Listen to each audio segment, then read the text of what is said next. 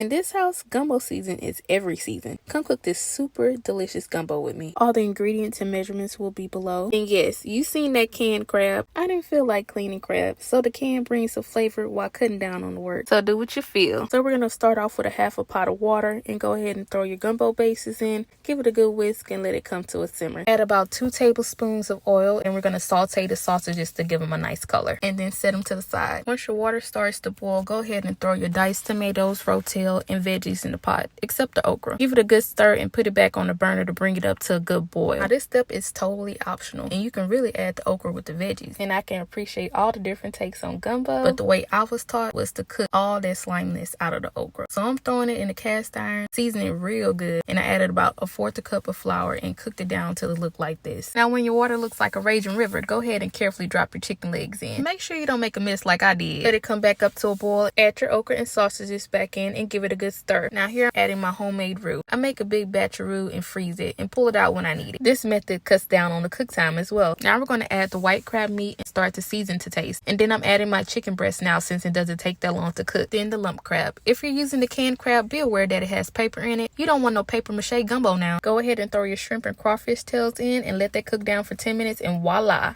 gumbo. Pair it with some fluffy rice and you're good to go. Let me know how y'all make y'all gumbo.